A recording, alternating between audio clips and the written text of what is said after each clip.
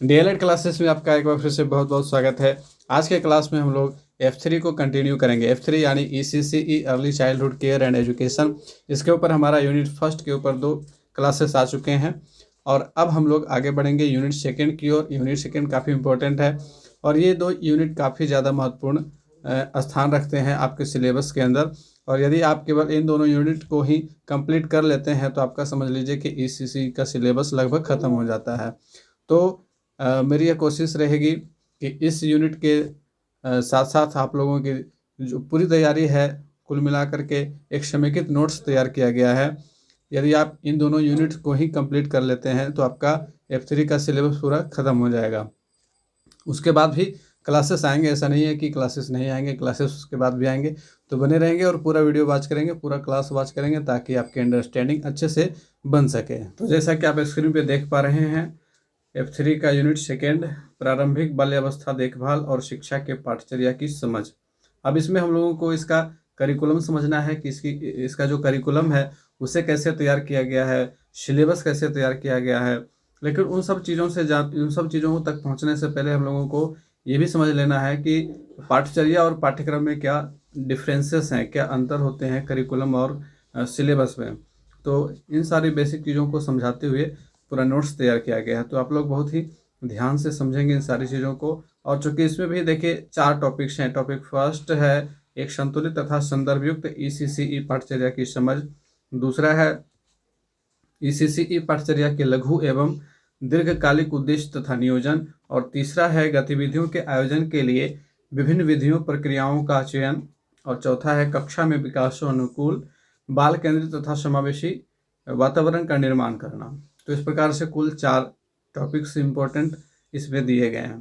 तो इसका भी 2 क्लास रहेगा।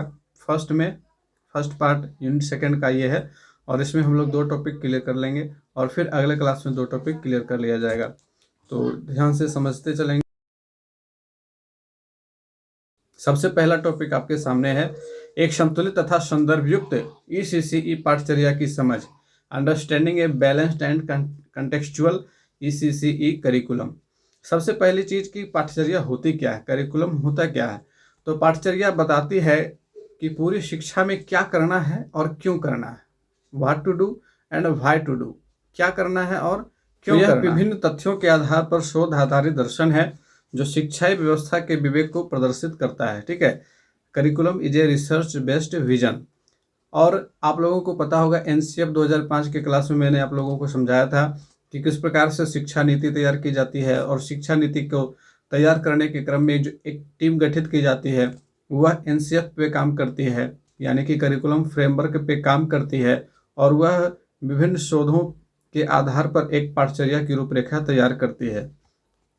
इस प्रकार से एक व्यापक रिसर्च के आधार पर पाठचर्या का निर्माण किया जाता है। ठीक है, इसमें अधिगम लक्ष्य लर्निंग एम यानी क्या सीखेगा विषयवार वर्णित होता है। ठीक है, आप लोगों ने देखा होगा NCF में किस प्रकार से भाषा को सिखाना है, किस प्रकार से गणित का शिक्षण कराना है, किस प्रकार से EVS का शिक्षण कराना है। तो उसमें जो आमूलचूल परिवर्तन किए जाते हैं NCF 2005 में आप लोगों ने देखा, राष्ट्रीय शिक्षा नीति 1986 में आप लोगों ने पढ़ा होगा, नई राष्ट्रीय शिक्षा नीति 2020 में आप लोगों ने देखा कि किस प्रकार से इम्प्लीमेंटेशन करना है, कि क्या जो अधिगम का जो लक्ष्य है, लर्निंग एम है कि किसको सिखाना है, कितना सिखाना है, कैसे सिखाना है, इन सारी चीज़ों का डिस्कशन किया जाता है। साथ ही इसके क्रियान्वयन यानी कि इम्प्लीमेंटेशन से संबंधित सुझाव भी इसमें निहित होते हैं। कैसे इम्प्लीमेंट करना है इसके बारे में भी सुझाव दिए जाते हैं। इसके अंतर्गत पाठ्यक्रम सिलेबस इसी का एक भाग है, एक हिस्सा है। पाठ्य पुस्तकें, जो भी पाठ्य पुस्तकें तैयार की जाएंगी वो पाठचर्या पर आधारित होंगी। सहायक सामग्री, जो TLMs निर्माण किए जाएंगे वे भी पाठचर्या के आधार पे ही किए जाते हैं। मूल्यांकन यानी कि इवैल्यूएशन, आप लोगों ने देखा किस प्रकार से इवैल्यूएशन में बदलाव किए गए, जिस प्रकार से कालांतर में समय परिवर्तन हुआ, शिक्षा व्यवस्था में परिवर्तन हुआ, तो देखने को मिला कि मूल्यांकन की पद्धतियों में भी बदलाव किए गए हैं। और आने वाले समय में भी आप इसमें बदलाव देख सकते हैं। NEP 2020 में भी इसमें बदलाव देखने को मिलेंगे। अब समझते हैं कि पाठ्यक्रम क्या है, सिलेबस क्या है। तो पाठचर्या का ही एक हिस्सा होता है पाठ्यक्रम। पाठ्यक्रम यानी कि क्या क्या सिखाना है, किस क्रम में और कितनी मात्रा में सिखाना है, सीखने सिखाने के कौन से प्रमुख तरीके होंगे, क्या सामग्री लगेगी और मूल्यांकन के दौरान क्या तरीके अपनाए जाएंगे, इन सबको समाहित करते हुए पाठ्यक्रम का दस्तावेज तैयार किया जाता है, यानी आपका सिलेबस तैयार किया जाता है।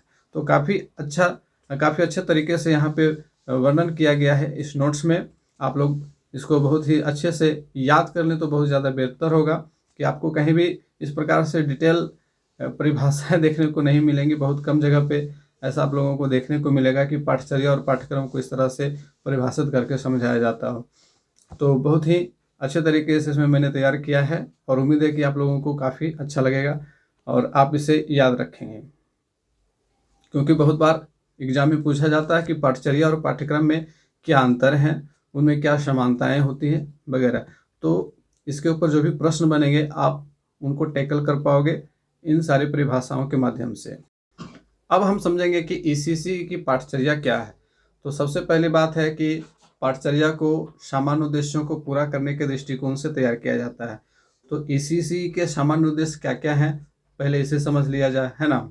तो जैसा कि आप देख सकते हैं कि ईसीसी के सामान्य उद्देश्य, पहली बात है कि बच्चे को उसकी अधिकतम क्षमता का विकास करने में समर्थ बना करके भविष्य में एक स्वस्थ, उत्पादक और संतुष्ट जीवन का आधार तैयार करना।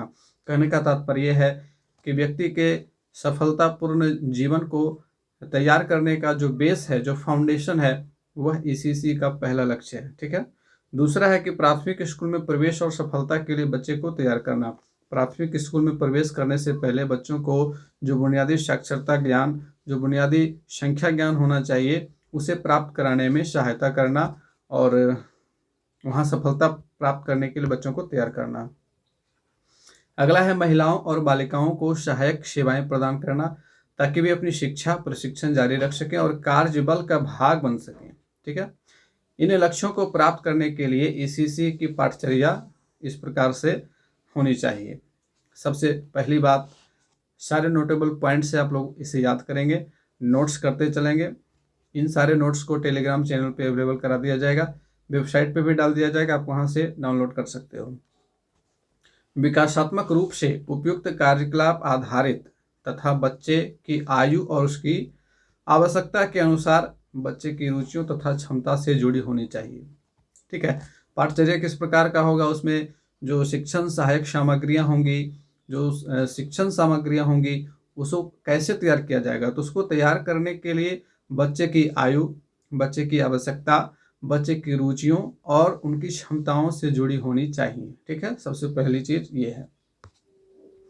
इसके बाद है स्वास्थ्य और कल्याण, समझ, शारीरिक सामाजिक संवेदनशील तथा भाषा जैसे सभी क्षेत्रों में अंतर संबंधी दृष्टिकोण के माध्यम से सर्वांगीण वृद्धि और विकास की पुष्टि करने के लिए अनुभवों का एक एकीकृत सेट होना चाहिए। पाठचर्या इस प्रकार से होना चाहिए कि उसमें बच्चे के सर्वांगीण विकास की भूमिका झलके। ठीक है। अगला पॉइंट है कि हमारे देश के विविध सामाजिक, सांस्कृतिक, आर्थिक और भाषाई संदर्भों के साथ ही साथ बच्चों के बीच मौजूद वैयक्तिक अंतरों के अनुरूप पर्याप्त लचीलापन पाठ्यक्रम के अंतर्गत होना चाहिए। तो पाठ्यक्रम इस प्रकार से होना चाहिए जिसमें हमारे देश की विविधता होनी चाहिए और साथ ही बच्चों के वैयक्तिक जो विभिन्नताएं होती हैं उनको ध्यान में रखते हुए पाठचर्या को तैयार किया जाना चाहिए। इसके बाद है कि बच्चों को प्राथमिक स्कूल की दिनचर्या तथा औपचारिक शिक्षण के प्रति सहज बनाने में सहयोगी होना चाहिए। पाठचर्या का इस प्रकार से संवर्धन किया जाना चाहिए कि बच्चे प्राथमिक स्कूल की दिनचर्या के अनुसार खुद को ढाल सकें। शुरुआत में 4 घंटों का लक्ष्य रखा गया है कि बच्चों को 4 घंटा एंगेज किया जाएगा, उसके बाद धीरे धीरे बढ़ाया जाएगा और इस प्रकार से दिन और तिथि भी तय किए गए हैं। तो इस प्रकार से पाठचर्या की समझ आप लोगों को समझनी है। इस प्रकार से ईसीसी की पाठचर्या तैयार की जाती है। ठीक है। अब हमारा अगला पॉइंट है, अगला टॉपिक है ईसीसी पाठचर्या के लघु एवं दीर्घकालिक उद्देश्य तथा नियोजन, यानी कि जो लघु प्रभाव पड़ेगा, दीर्घकालिक प्रभाव पड़ेगा, दीर्घकालिक उद्देश्य क्या है, लघु उद्देश्य क्या है और इनका नियोजन किस प्रकार से किया जाता है। तो सबसे पहली बात कि लघु उद्देश्य जो हैं, जो भी छोटे छोटे उद्देश्य हैं, ठीक है, जो शॉर्ट एम्स हैं, जिनको शॉर्ट टर्म टाइम के अंतर्गत पूरा करना है, प्राप्त करना है, वो सारे क्या हैं इसको समझ लें।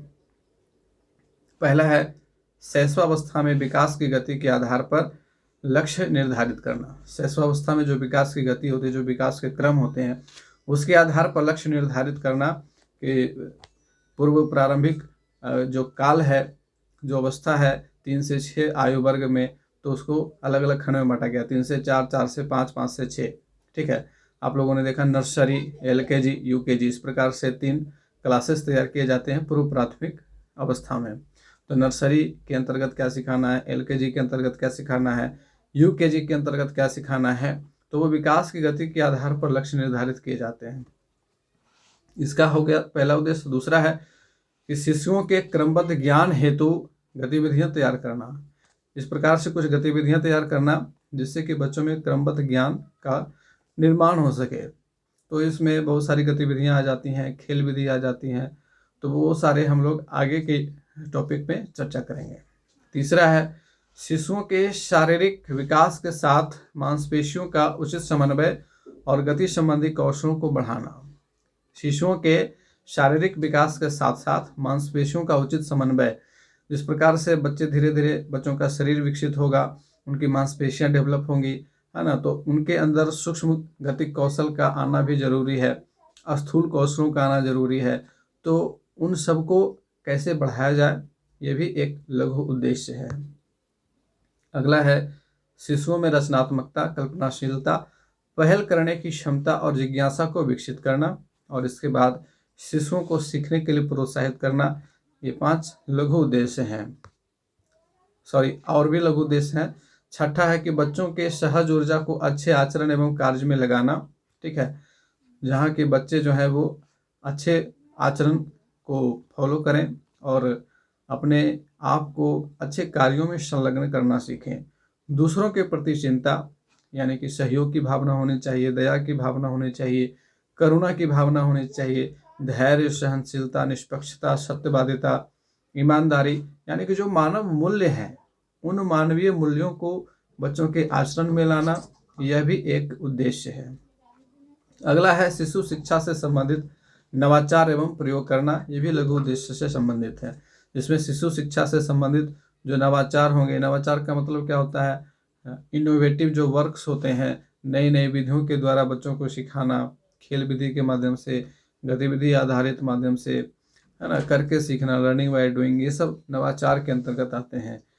तो ये सारे हो गए आपको लघु उद्देश्य। अब है दीर्घ उद्देश्य। तो दीर्घ उद्देश्य क्या है, तो गुणवत्ता का सुनिश्चय करना, गुणवत्ता पूर्ण शिक्षा प्रदान की जाए, ये एक दीर्घ उद्देश्य है। क्योंकि जब देखिए शॉर्ट टर्म एम्स होते हैं, उनका परिणाम अल्पकाल में ही झलक जाता है, अल्पकाल में ही मिल जाता है, जबकि जो लॉन्ग टर्म एम्स होते हैं उनका परिणाम लंबे समय के बाद देखने को मिलता है, 10 वर्ष 20 वर्ष के बाद देखने को मिलता है। तो वहाँ पे जो दीर्घ उद्देश्य तैयार किए जाते हैं, तो उसका पहला आधार है कि गुणवत्ता का सुनिश्चय करना।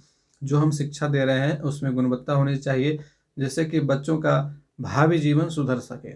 साक्ष्य आधारित साधन होने चाहिए, संसाधन प्रक्रियाएं होनी चाहिए, पद्धतियां तथा जागरूकता सामग्री उपलब्ध कराना, ये सारे दीर्घ उद्देश्य के अंतर्गत आते हैं। दूसरा है कि सतत गुणात्मक सुधार के प्रति वचनबद्धता के साथ परिणामों तथा संकेतकों को विनियमित करना, उनका पर्यवेक्षण करना, इंस्पेक्शन करना तथा उनकी मॉनिटरिंग करना, ये सारी चीज़ें दीर्घकालिक उद्देश्य के अंतर्गत आती हैं, जिसमें सतत गुणात्मक सुधार के प्रति जो भी संस्थाएं हैं उनकी जिम्मेदारी तय की गई है। वे संस्थाएं अपनी जिम्मेदारी को किस प्रकार से निर्वाह कर रही हैं, इसका लगातार मॉनिटरिंग करना ये है। अगला है बुनियादी साक्षरता एवं संख्या ज्ञान में आवश्यक सुधार करके साक्षरता दर में अपेक्षित सुधार करना। साक्षरता दर में अपेक्षित सुधार करना यह भी दीर्घकालिक उद्देश्य के अंतर्गत आता है, क्योंकि आप लोगों को मालूम है कि प्रत्येक 10 वर्ष के अंतराल पे पूरे भारत में जनगणना होती है, उसी के अनुसार से साक्षरता दर वगैरह निकाला जाता है। ठीक है, तो जो बुनियादी साक्षरता एवं संख्या ज्ञान है, आप लोगों ने पिछले क्लासेस में देखा कि 5 करोड़ बच्चे ऐसे हैं जिनको बुनियादी साक्षरता एवं संख्या ज्ञान भी प्राप्त नहीं हो पाया। तो इसको लेकर के ECC की परिकल्पना की गई और इसमें आवश्यक सुधार इसका एक दीर्घकालिक उद्देश्य है। अगला है बालकों के भावी जीवन में अपेक्षित परिवर्तन करना ताकि वे अपने जीवन को एक सही दिशा दे सकें जिसका अंतिम लक्ष्य राष्ट्र सेवा हो। ठीक है, यह भी एक दीर्घ उद्देश्य है कि बच्चों को जो शिक्षा दी जा रही है उसका इस्तेमाल राष्ट्र सेवा में हो।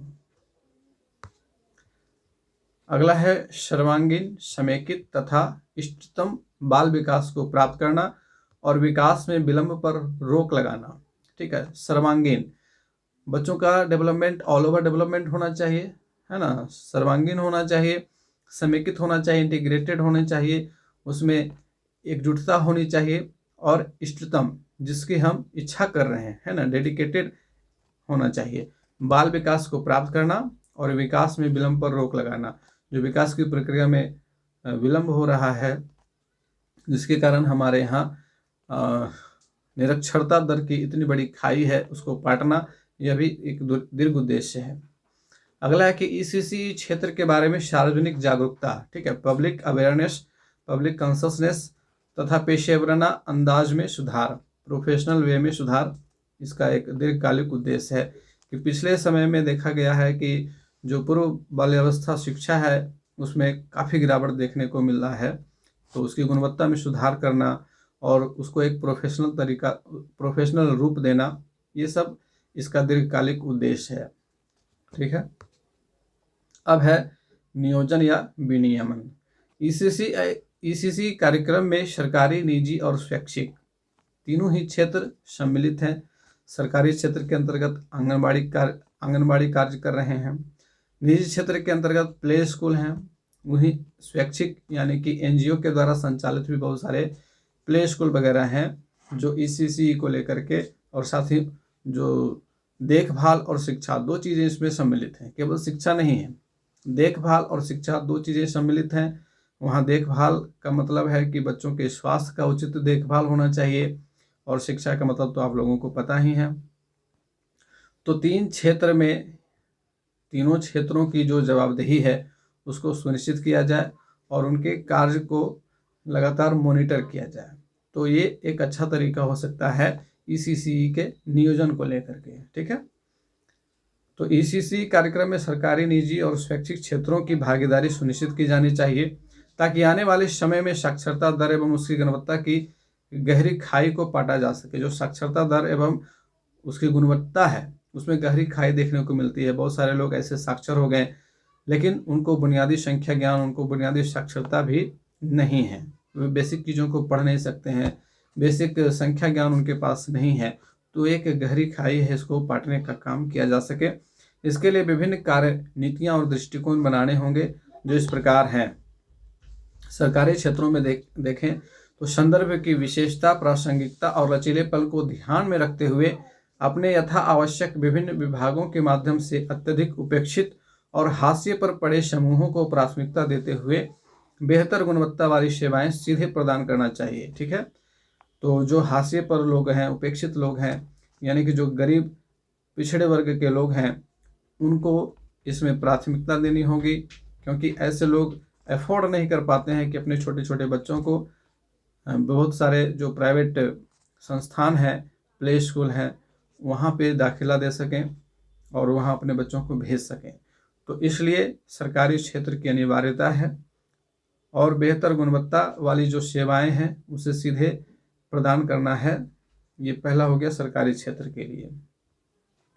निजी क्षेत्रों को भी शामिल किया गया है। इनमें विविध सेवाएं प्रोत्साहित करना और उन्हें बाजार द्वारा वहन करने योग्य प्रभार वसूलने की अनुमति देना, परंतु साथ ही स्तर और स्थापित मानकों पर जो स्टैंडर्ड तैयार किया गया है उस स्टैंडर्ड के अनुसार सेवाएं देना और कमजोर वर्ग का शोषण रोकना तथा उचित प्रावधान के माध्यम से पंथ निरपेक्ष भेदभाव रहित नीतियां अपनाना।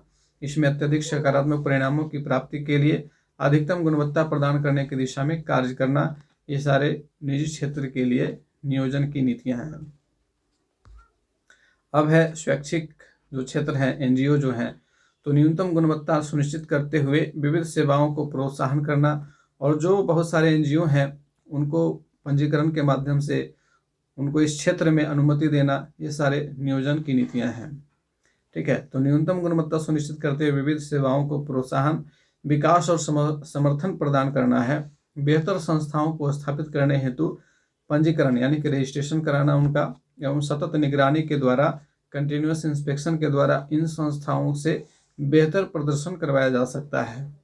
तो ये सारी नियोजन की नीतियां हो गई जिसके द्वारा हम ईसीसी को बेहतर ढंग से इम्प्लीमेंट कर सकते हैं, धरातल पर उतार सकते हैं।